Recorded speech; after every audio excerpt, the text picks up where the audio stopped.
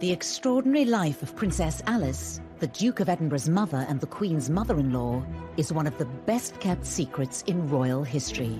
A daredeviling story that would be worthy of any great Hollywood film.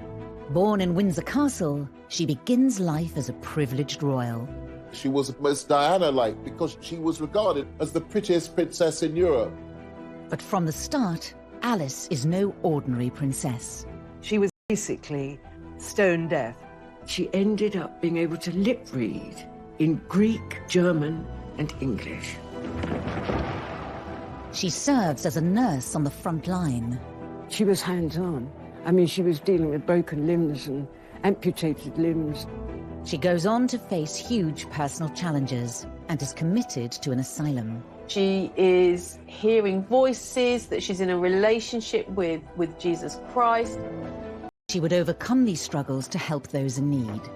This film will reveal the secrets of Alice's extraordinary life, using rarely seen archive and interviews with those directly affected by her selfless actions, including the Jewish family she saved from the Nazis. If it hadn't been for her, I wouldn't be alive today. Ultimately, she devotes her life to helping others. She'd set up an order of nuns to do her humanitarian work. Amazing character who indefatigably survived through some of the toughest events of the 20th century. Alice was a woman who refused to fit the royal mould.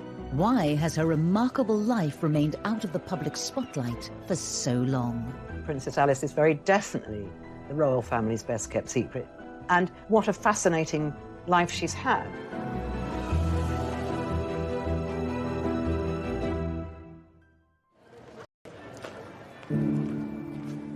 On a winter's day in December 1969, London goes about its business largely unaware of the sadness within the walls of Buckingham Palace. Princess Alice, who was the Duke of Edinburgh's mother, mother-in-law to the Queen and grandmother to Prince Charles, has died in her sleep. Reporting of Alice's death is minimal. It makes just the 4th item in the night's news. The BBC announcement read, "The Duke of Edinburgh's mother, Princess Andrew of Greece, died today at Buckingham Palace. The princess, who was 84, had been in poor health for some time. Princess Andrew, or Princess Alice, her own name, was the daughter of Prince Louis of Battenberg." It's a very unremarkable announcement. Words of respect, adoration, affection. It's very cold. It simply marks the passing of a life defined by the men around her. Indeed, despite her position in the royal family, Princess Alice has long remained hidden from public glare. Many first discovered Alice through her portrayal in the TV series The Crown, when, as this clip shows, she had been living as a nun. Let this be a mother's gift to her child. Find yourself a faith. I didn't even know she existed. I had no idea who the Duke of Edinburgh's mother was. I think, like the majority of people, she's been a very well-hidden secret. It was never Alice's style to seek out the limelight. Princess didn't give very much away about herself. When she died, she left but 3 dressing gowns, which were given to the nurses who'd been looking after her. By that stage, she'd given everything she owned away. She owned absolutely nothing. But Alice's start in life was very grand indeed. She's the great-granddaughter of Queen Victoria, and she was actually born in the tapestry room at Windsor Castle in 1885. As she grows up in the castles and palaces of Britain and Europe, Alice expects to marry a suitable royal partner. In 1902, the coronation of Edward VII provides a perfect opportunity for 17-year-old Alice to find a match. Edward VII himself remarked at his coronation that Alice would be the most beautiful bride of any young prince in all of Europe. A number of different members of royal families arrived in London to attend this event. Princess Alice was one of them, and Prince Andrew of Greece was another. And here, Alice is swept off her feet by the young Greek prince Andrea. That is really where the relationship developed, and it was a love match. It was a real love match. Just over a year later, the couple are married in Germany. It's a royal alliance with serious pedigree. Alice is the daughter of a German prince and a British princess, and the great-granddaughter of Queen Victoria. 21-year-old Prince Andrea is the son of King George I of Greece, himself a distant cousin of Queen Victoria. Andrew was a tall, blonde, handsome young army officer. His whole approach to life seemed to be very different from Alice, who was beautiful, but for the most part reserved, silent.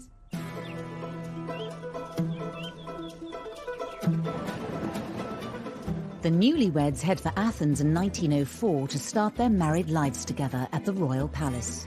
It's a dramatic change from Alice's life so far. The marriage was clearly a culture shock for Alice. I mean, she, for once, didn't know any Greek. Athens must have been kind of a cultural wilderness in certain respects for Princess Alice, and the palace itself wasn't exactly Grand Luxe. The royal palace in Athens was, by all accounts, rather drafty and dark.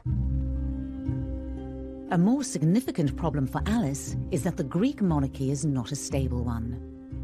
Greece had only existed as a country in its own right for 70 years, following the breakup of the Ottoman Empire. So it had to create its own monarchy. In 1863, Greece turned to Denmark's royal family for a king, and they chose one of their Danish princes.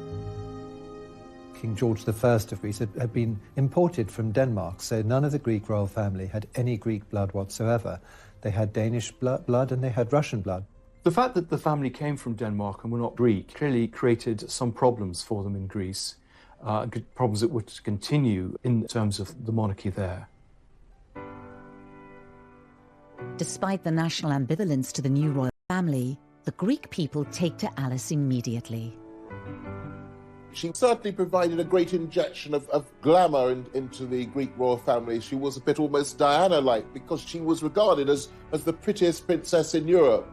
She quickly learnt to speak Greek and she quickly started producing children. Alice enjoys her new life in Athens. Within 2 years, she has given birth to 2 daughters, Margarita and Theodora. But there are clear signs that trouble lies ahead for Alice and for her family elsewhere in Europe. The beginning of the 20th century was a difficult time for the European monarchies. There was unrest, particularly in Russia, and this unrest was also to be found in Greece. A sense that monarchy had had its day and revolutionaries were beginning to, if not seize power, at least to agitate for power.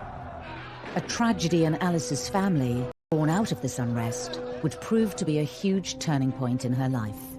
Her favorite aunt, Grand Duchess Ella, lives in Russia with her husband Sergei, the Governor General of Moscow, a man with dangerous enemies. Was married to the Grand Duke Sergei of Russia. And in 1905, Grand Duke Sergei is horribly assassinated by a bomb which blows his carriage into smithereens outside the Kremlin. And this had a profound impact on Ella, who gave up her material wealth and used her time and resources to feed the poor and become much more religious and set up a convent. Alice goes to visit Russia, I think in 1909, and she sees the amazing work that her Aunt Ella is doing, which directly affects Alice and affects how she chooses to lead her own life. As Greece edges closer to war with its neighbours, Alice would soon be given the chance to follow in her aunt's footsteps and risk her life to help others.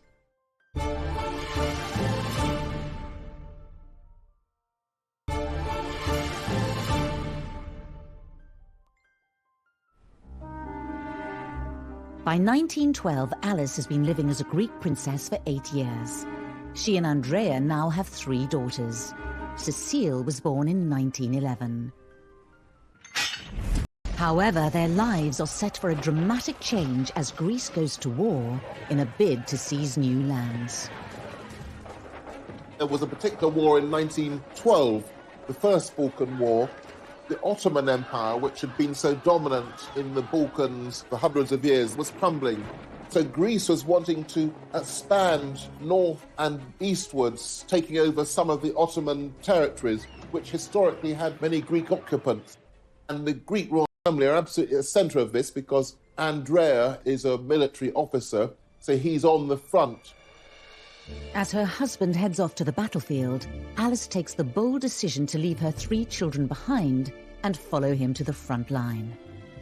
Alice felt that she needed to do something for her adopted people. She goes to the front lines and works as a nurse. As the Greek forces advance, she sees that there are a huge number of victims, both civilian and military. She commandeers buildings, she organises nurses and doctors. She has an amazing role in that Greek war effort in the Balkan Wars in 1912. Alice immediately threw herself into the whole business of sort of creating field hospitals, taking part in operations. For a young woman in her 20s with no medical training, she shows great grit and an innovative sense. Alice doesn't restrict herself to just setting up the hospitals. She was hands-on. I mean, she was dealing with broken limbs and amputated limbs. In a series of letters that easily detail that the corridors were running with blood and people were minus arms, minus legs. And Alice was having to deal with all this, but she wanted to deal with it because the calling from her was that she was helping, and she really was helping. Very early on, we see that she doesn't conform in the way that's expected of her, and she does the things that she feels are important and thinks of others before herself. It's a very, very different sort of world to the world she's been brought up in, and earns her enormous respect from those around her. Alice has yet again proven that she can overcome great personal challenges in her life. As a child, it was realised all was not well. She was a very bright young girl, but at first her learning was slow because she had this problem, first of all undiagnosed and then later diagnosed as deafness. Her mother believed in a kind of tough love and had a sort of let's get on with it kind of attitude, and didn't treat Alice any differently from her other children. And let her learn how to lip read and let her fight her own battles rather than mollycoddle her. Alice rose to the challenge and became a skilled lip reader. She lip read in German and English, which were her first languages, and later on in Greek and French. So Alice had this very severe disability, which she overcame, but that must have had quite an influence on her personality. 3 years after the end of the Balkan Wars, Alice finds herself in the midst of another war zone. At the outset of World War I in 1914, Greece takes a neutral position. But 2 years later, it has been drawn into the conflict. Of course, the First World War is regarded as the war to end all wars, and it's easy to forget about the terrible suffering in Athens at that time. Athens is bombed by the Allies, and typically Alice, then she has to start helping again. December 1916, there's terrible malnutrition, and so what does Alice do? She joins in setting up soup kitchens, in just trying to get food to the people of Athens in the dark heart of the First World War. As Greece finally joins the Allied forces, the tide turns against the royal family. There was the rise of a republican movement in Greece during the First World War. They targeted the monarchy as being foreigners, as being parasites on the system, as not belonging to Greece and not being Greek. Fourth baby daughter are forced into exile in Switzerland with most of the Greek royal family. This is the first time that Alice gets a taste of what it is to be a Greek royal.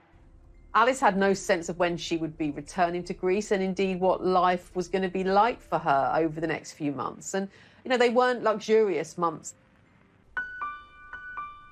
As she adjusts to life in exile, Alice receives news of an appalling family tragedy during the Russian Revolution. The Russian royal family, including Alice's favourite Aunt Ella, was caught up in the civil war. And in July 1918, Aunt Ella, along with several other members of the Russian royal family, were driven by the Bolsheviks to the Urals. Ella and 5 male members of her family were taken by the revolutionaries to this disused mineshaft. They were thrown down, and then rocks and stones were thrown on top of them, and a grenade, which obviously killed them. But until that moment of their death, they were stoic, and they were singing psalms and saying prayers. Alice is grief-stricken, of course, but she's even more admiring of the strength of courage and will. Relief and respite finally comes to Alice in 1920, when the exiled king is restored to the throne in Greece. In this rare piece of footage of them together, Alice and Andrea are now back in the land they call home. Andrea and Alice and their 4 daughters by this time, they spent most of their time on the island of Corfu at a villa called Mon Repos. And that's where Alice and the 4 girls and their servants and their British nanny, Miss Roos, are living in 1921, when at last the beloved 5th child and longed-for son is born. The arrival of Prince Philip, Philippos Andreou as he was called, completes Alice and Andrea's family. But they would not have much time to enjoy life with their new baby. Greece is once again looking to take land from Turkey in their on-off conflict. Andrea is now a major general in the army. And when the Greeks suffer a humiliating defeat and are sent packing by the Turks, the royal family is back in the firing line. Andrea is a scapegoat for the dramatic defeat of the Greek forces. He comes back to Athens in disgrace, is arrested, is accused of high treason, is put on trial with other officers. The other officers are actually executed. Andrew being sentenced to death. And this was, as dangerous as it got. A last-minute, behind-the-scenes deal involving the British government, King George V and the Greek leaders, saves Andrea's life. The British cruiser is dispatched to Athens, and this show of strength is sufficient to have Andrea's released, and the young family is then in exile once again. But at least they're alive, and Alice is thrilled to have her husband back.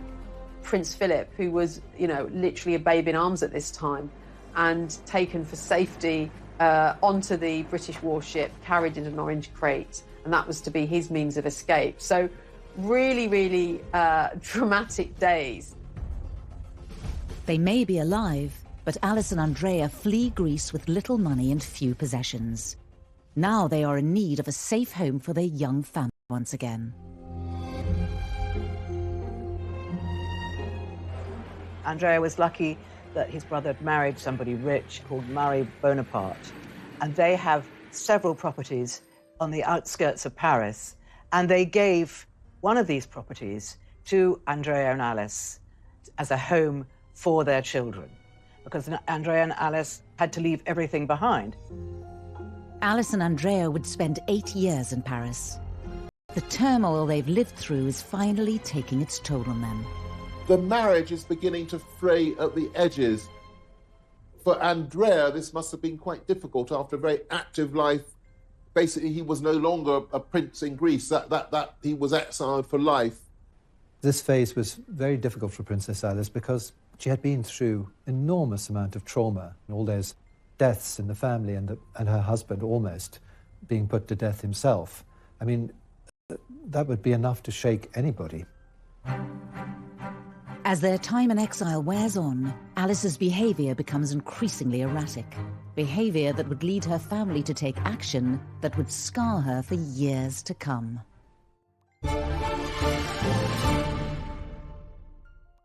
Trains up! Shake your sucking, shake your sucking, shake your sucking trains up!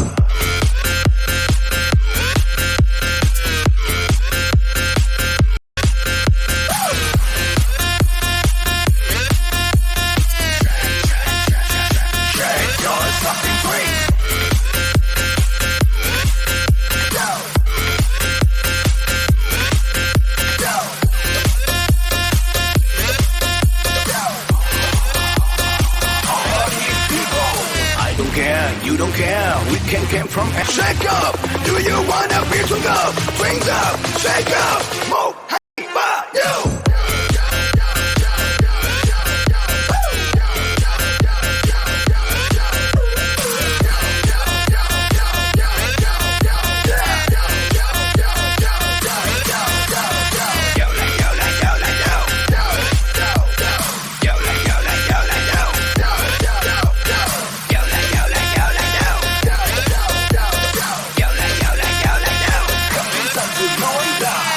Ta là một gia đình là phải nhiệt tình để mà uống hết mình ta cùng nhau sắp sinh, vì bất khả ép bất khả tư, lừa được cũng ép sắp ép cũng phải như, nếu hôm nay đã đông vui như thế thì không say là không về.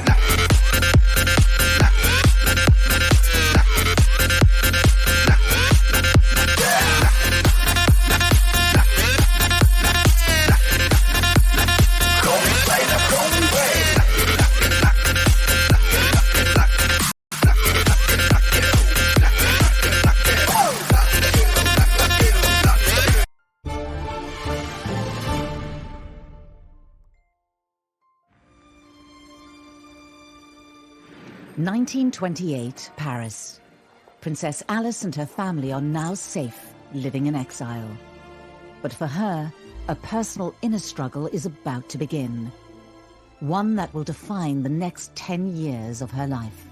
It's not for nothing that completely isolated by the deafness, by the strangeness of the country, by her innate compassion for other people, that she should become deeply religious. In 1928, she converted to the Greek Orthodox Church, which, having actually been a Lutheran all that time, so that showed a spiritual growth in her. A relaxed Alice can be seen in this rare footage. Just a year later, the memory of the brutal murders of her relatives in Russia and the increasing alienation in France all start to take its toll, and Alice's religious fervour increases. She decided that she was able to heal, and she had what she called healing hands. That becomes quickly overshadowed by Alice's declarations that she is hearing voices, that she's in a relationship with Jesus Christ, that she's having a physical relationship with Jesus Christ. I mean, she's beginning to be clearly suffering from religious delusions, which of course become really distressing to those around her. She is sort of a sense out of her. Her mother is particularly concerned about her. And I think the understanding or the realization is that she needs to have proper medical supervision. Alice's sister-in-law, Marie Bonaparte, is a trained psychoanalyst. She recommends Alice should see Dr. Ernst Simmel at Schloss Tegel near Berlin, the first inpatient clinic for psychoanalysis. Alice did not want to go to the Tegel clinic because she didn't see that there was anything wrong with her.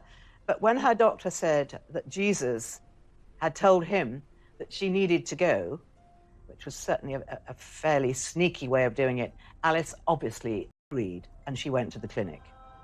After therapy sessions with Alice, Dr. Simmel diagnoses her as a paranoid schizophrenic. It was believed that her mental illness was a result of sexual frustration, that she'd fallen in love with a young Englishman, and this was an unrequited relationship, and that had made her really go mad by suppressed, repressed sexual desire. And in another twist to Alice's story, Dr. Simmel takes her case to his colleague, the founder of psychoanalysis, Dr. Sigmund Freud. Now, at that point, Freud suggests what is probably the most shocking or the most bizarre, the most puzzling recommendation in the history of psychoanalysis. He suggests to Simmel that Princess Alice's ovaries should be exposed to high-intensity X-rays. The first time I read this, I just couldn't believe what I read, because it hardly counts as a psychoanalytic intervention. Freud suggests the medical procedure rather than therapy, as he thought it would, in his words, rejuvenate Princess Alice. But the results are devastating.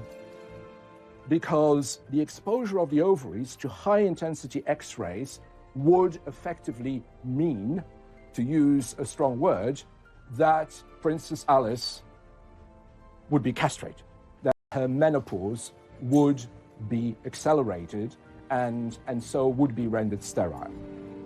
Alice's ovaries are x-rayed, but it does nothing to improve her state of mind. Alice was maintaining throughout this period that there was nothing wrong with her. She didn't want to be at the clinic. Nevertheless, she was forced to undertake some of this treatment against her will. She stayed there from February to April, when she discharged herself. Alice's suffering doesn't stop there. Her mother, Victoria, perhaps embarrassed by Alice's behaviour, conspires with the family doctor to send her to another clinic. So Alice's mother took Prince Philip out to lunch, on a picnic, and by the time he came back... Which was really, really sad. They forcibly had to inject her and sedate her to get her to the clinic.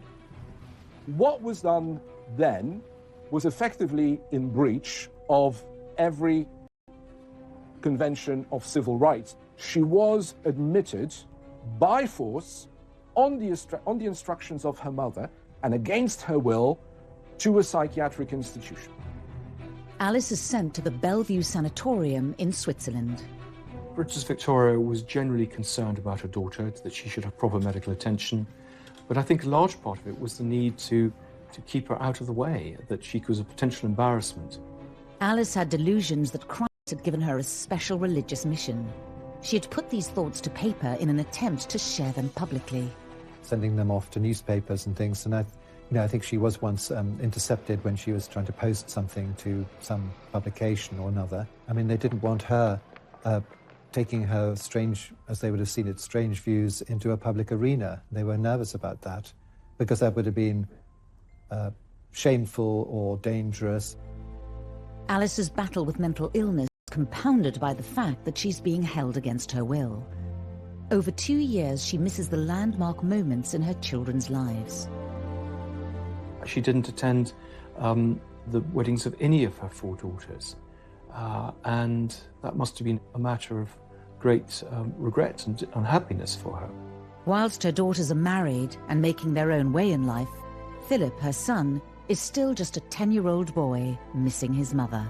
He's always said, well, it just happened. There wasn't really much that I could do about it. I just got on with it. But that must have left a real mark with him because he'd been much beloved by both parents in the first 9 years of his life. Alice's husband, Prince Andrea, sees their marriage as effectively over. Broken and feeling betrayed, Alice tries to escape in July 1932. So during lunch, her nurse has gone out to the room and she makes a bid for freedom, and she jumps out of the window into the flower bed and heads off to the nearest railway station, which isn't far away. And she got as far as the train station. I think she even got as far as into the carriage, where they kind of found out that she was there. She's arrested and brought back, much to her disgust, and therefore her escape attempt hasn't worked. Alice's desperate act convinces her mother she should be transferred to an open sanatorium in Murano, Italy. She had been at this point a prisoner in Bellevue, at her, basically, and her jailer was basically her mother. It was her mother that she had to... This isn't a teenage Alice, this is a woman in her middle age. No longer institutionalized, in autumn 1932, Alice faces the biggest challenge of her life. At the age of 47, could she recover from her ordeal and regain her sanity? She begins by choosing to distance herself from family life and from royalty. She drifted around Europe for several years. So up until 1937, she was living, with one family after another, and particularly sort of settling near Cologne, discussing religious topics, very, very involved with all the things that were interesting her, but not involved with her family. This sort of extended gap year of her trying to perhaps find herself, but certainly not living the life of a princess. In many ways, sort of living off-grid. I mean, we don't know very much about her, which is sort of quite remarkable, of course, that she kind of disappears. Alice probably thought that with her independence of mind, with her freedom of expression, it wouldn't be easy to go back to her own family, including her mother, who would always be looking over her shoulder, because that would always contain the risk that before long she'd be sent back to a psychiatric institution. Alice's decision to live a solitary life means her youngest child, Philip, is still being raised by relatives. I think it's important not to pity Alice during these years, but neither, I believe, should she be reviled as this heartless mother and callous wife who forgot all about her family and spent her time roaming aimlessly in Germany. What about her husband? After 5 years wandering across Europe, passing from friend to friend, Alice starts to feel like she can finally reach out to her loved ones. The connection with her family begins to be a bit closer as she, in a sense, recovers her health. She begins to communicate with her family a bit more, write letters to Philip. He's encouraged to write back to her. And so the family begins to come back together. But of course, there's to be a terrific tragedy in 1937. Alice's daughter Cecile, pregnant with her 4th child, is involved in a tragic accident. Her beloved daughter Cecile, who's married Don, a Prince of Hesse, and they're travelling by plane rather than untried technology, it turns out, in 1937. The plane hit a chimney in Ostend in thick fog, and so Cecile, her husband, her 2 boys, his mother and various other people were of the accident. And this was a horrendous event in the family. Cecile and her husband were members of the Nazi Party, and the funeral is held in Germany. This is the first time Alice has seen her family all together in 7 years. Cecile's death could have broken Alice forever. But instead of being plunged into a dreadful, dreadful gloom, because of her strength of will, I think she probably thought nothing worse than this can ever happen to me, so I'm going to get on with my life.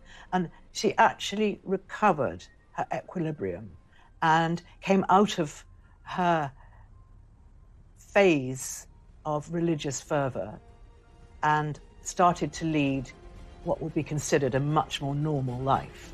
Out of the latest tragedy, Princess Alice emerges with a renewed sense of purpose. But her return home to Greece throws up another test, one that takes her into a clandestine battle against the Nazi forces.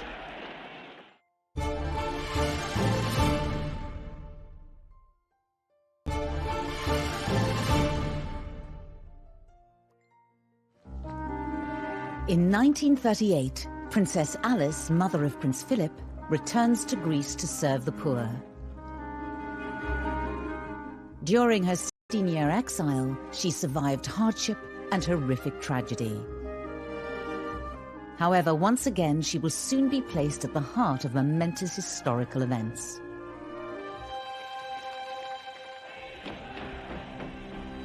The onset of World War II requires her to draw on her reserves of courage and bravery. When German tanks roll into Athens in April 1941, the Greek royal family flee to safety. Despite the dangers, Alice decides to remain, to continue her work.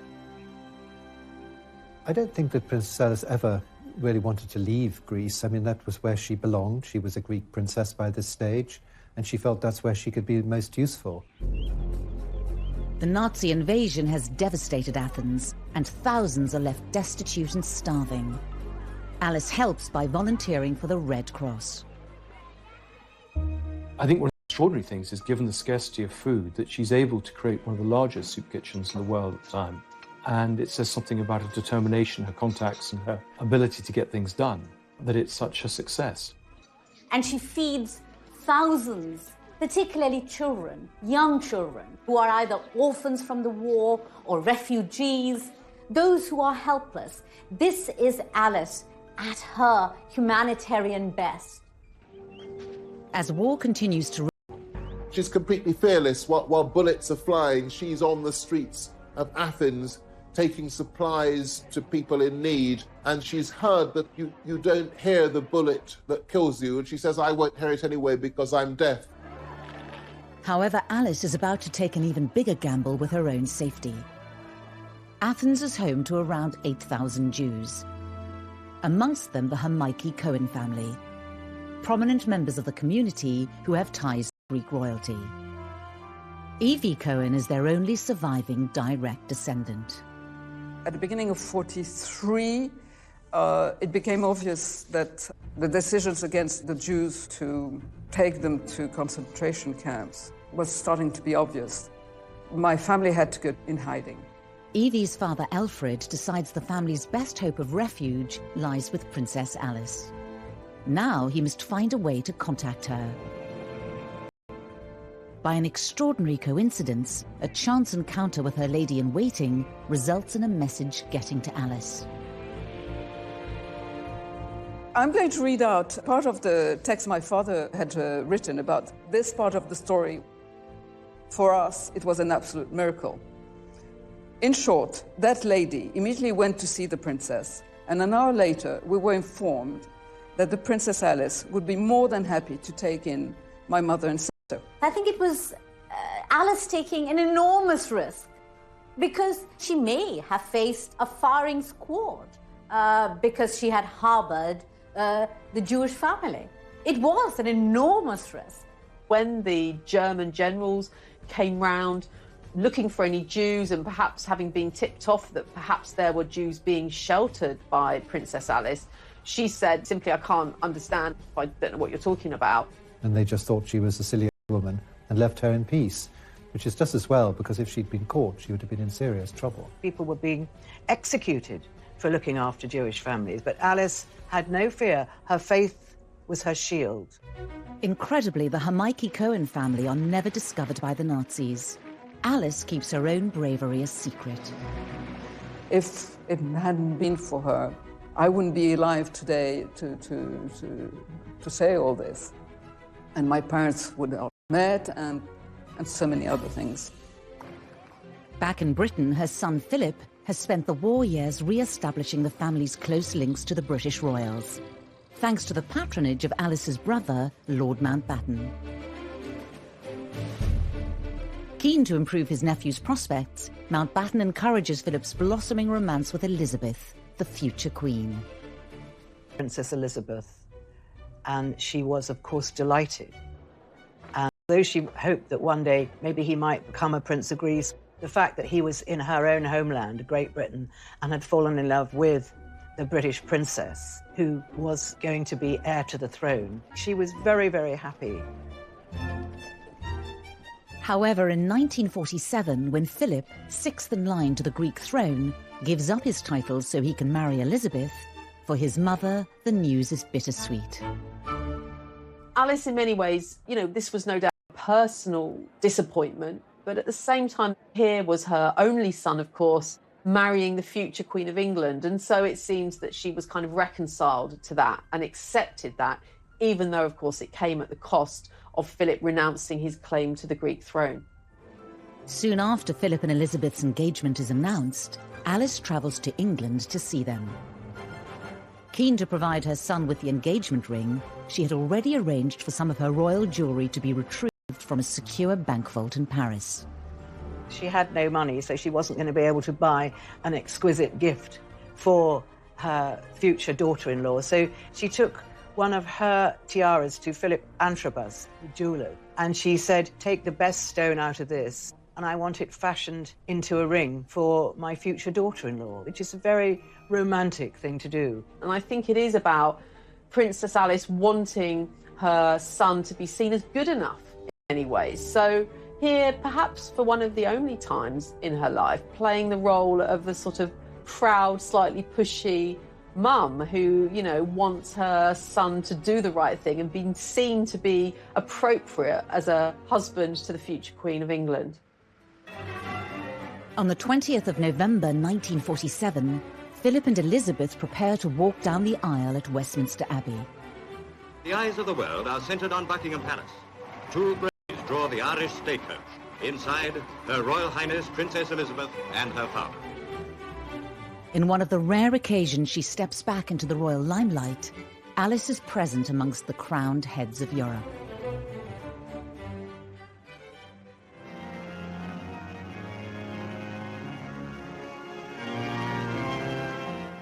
and now they are man and wife.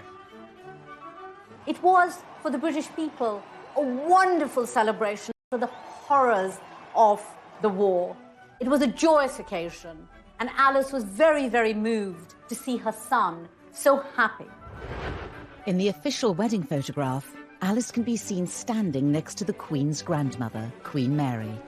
Her life has come full circle at the age of 62. There she is. It's been a moment of great pride for her that lovely Lilibet was marrying her marvellous son, Philip, and it was, you know, a new beginning. Over 40 years since she first left England, when Prince Charles was born the following year, Alice is firmly back in the bosom of the royal family. Philip and Elizabeth have their first child, Prince Charles, and Alice is absolutely delighted. She's thrilled. She's very much included as part of the family. After their years of separation, Philip wants his mother to stay in England.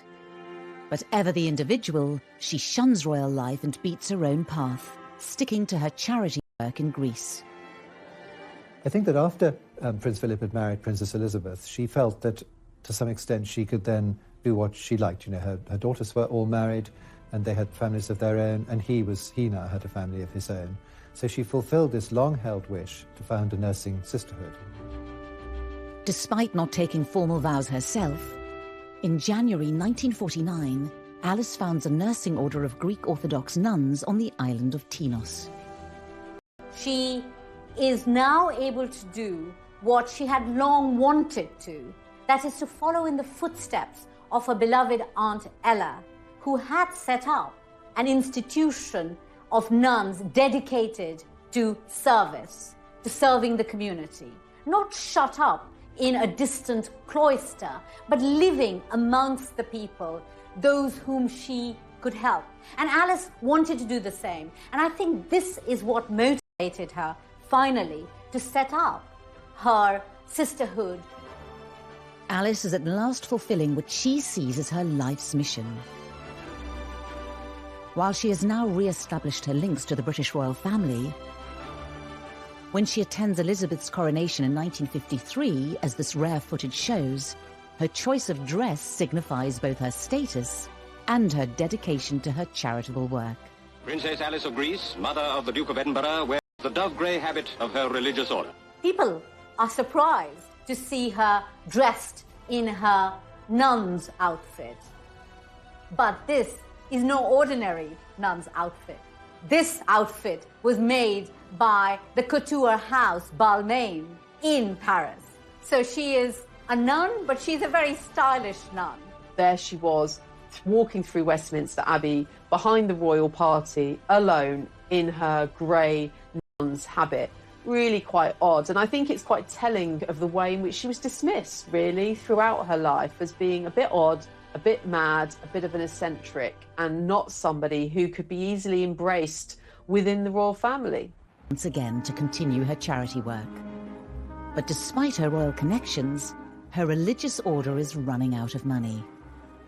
For Alice, who had no real funding behind her apart from what she could raise herself and she could raise from her family, the sisterhood desperately needed funding and started to fail. But she knew she couldn't keep it going forever because, unlike Aunt Ella, she didn't have personal wealth to keep something like this going, and it was just running down, sadly, for her. The end of Alice's dream finally comes in 1967. After a military coup, King Constantine II has to flee Athens.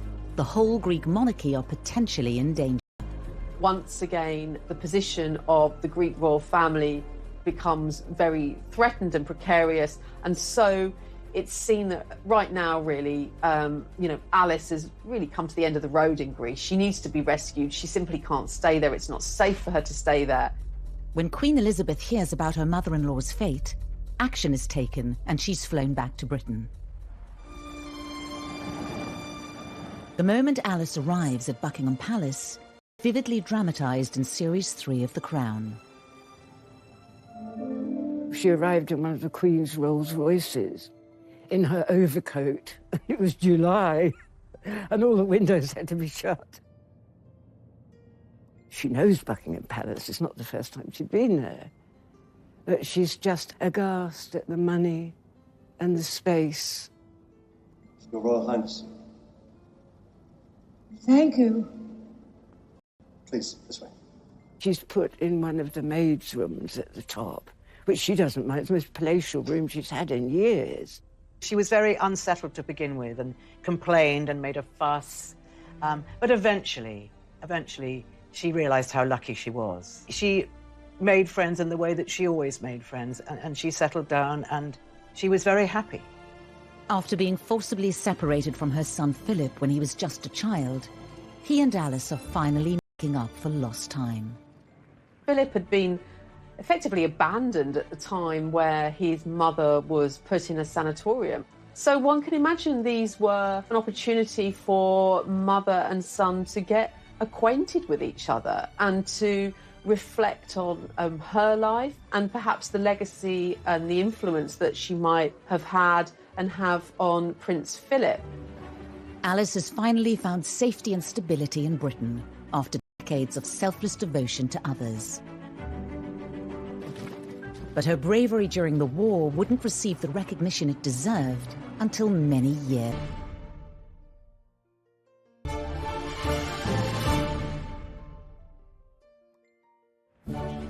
It's 1967, and Alice is back in Britain, living with the royal family in Buckingham Palace. But she's set on doing things her own way. We know that she liked to smoke, that she smoked woodbines, and so courtiers would know that she was coming before they saw her by the smell and the smoke of her cigarettes. And of course, she would also move around in her nun's habit. So a very odd spectacle by all accounts. Princess Alice couldn't have been more different than the Queen Mother, who was the other grandmum, and who was, you know, a wonderful self-publicist, going out and doing all her duties. Alice was the very opposite to that. You know, there she was smoking in her nun's outfit. But the children liked her. Prince Charles really liked his grandmother. She used to tell him tales about Queen Victoria, which he loved to hear. After 2 years of getting closer to her son and his family, Alice starts to become infirm. On the 5th of December 1969, aged 84, she dies peacefully in her sleep. Her death was really announced without any great fanfare. Certainly when we compare the public affection towards the Queen Mother, Princess Alice has a very different position in the nation's affections. Really, people didn't really know her. They still don't really know much about her. The funeral itself was a relatively small affair. I suppose in keeping with Alice's own life, which always emphasized service rather than status. Prince Philip, he said what an extraordinary thing it was that she had been born in Windsor Castle, and after a difficult life of wars and tragedies and separations and living in different lands, she had come back to Windsor Castle again. Before she died, Alice gave very specific instructions about her final resting place. She wanted to be buried in the Russian Orthodox church in the Mount of Olives by the side of Aunt Ella. So a very particular request and a very difficult request to honour. It isn't until 1988 that Alice's family are able to fulfill her dying wish to transfer her remains to Jerusalem. Despite the dangers she had faced during World War II, Alice's work was not recognised until long after her death. In 1994, Prince Philip was in Israel to see his mother posthumously awarded the title of... The award was given for Alice's bravery hiding the Hermione Cohen family from the Germans during World War II. She was a person with a deep religious faith, and she would have considered it to be perfectly natural human reaction to fellow beings in distress. Princess Alice, she didn't even think for a minute. She just heard there were people that were in danger and that she felt that she could do something for them. The story of Princess Alice and my family is a beautiful one, and it can, I hope, be an example for the young today to continue to do good things in life, to be human. Both Prince Charles and Prince William have since travelled to Israel to visit Alice's tomb. As the years elapse, the selfless work that she did is seen as something that the royal family are incredibly proud of. And I think her legacy and her life is being embraced much more by the royals and even the younger royals. And obviously that's very, very good to see. I think she's been a great influence, and I think, on the whole royal family's attitude to humanitarian activities. Alice was a royal like no other. The twists and turns of her life spanned much of the 20th century and coincided with pivotal moments in history. Alice's life was on the outside looking in, and that was why she was able to help people so much. That was one of the joys of playing her, because she didn't give a damn what people thought about her. She had suffered really a huge series of disadvantages, from her deafness as a child through to the problems of exile as a royal princess, her mental illness, and throughout of all this she rose triumphant as an inspirational figure. An amazing character who indefatigably survived through some of the toughest events of the 20th century and triumphed as a sort of humanitarian icon. A really remarkable life story, and one that shouldn't be forgotten.